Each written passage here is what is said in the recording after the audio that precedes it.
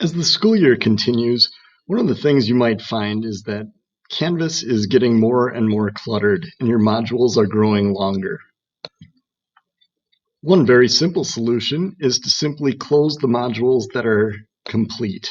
When learning is done, click on the triangle and close those up. Another option is to move the current learning to the top. So whatever is the newest module that you are working with, move that to the top and start exploring from there. When students are looking for the newest information, they'll see that at the top of their homepage. But if neither of those are good solutions for you, and the unit that you're working in is getting longer and longer as time goes on, one of the real simple options is to simply click on the plus sign, and instead of adding an assignment or a page, add a text header.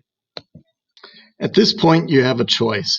You can either type something in as the module subheader, or you can leave this blank to become a divider within the module.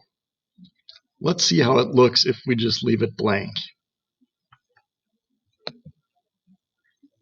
Here's the blank text header, and you can see how it breaks up this long module, still within our first unit of study, but now I've got a separation here before I go on to the next area of emphasis that we're going to be studying.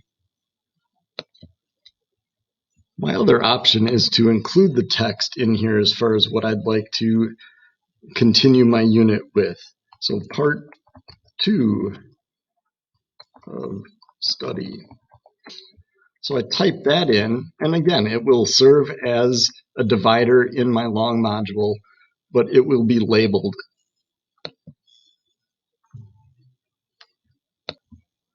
And as I bring that up on my home page, once again, I can see that within this module, I either have a header inserted that is blank and untitled, or I have one that becomes a descriptor as far as what the students can expect after this. If you're looking to clean up some of your modules, especially within a long unit of study, you can either close the module, move new content to the top, or insert a header either titled or untitled, and that will break up the content of what you have in your course.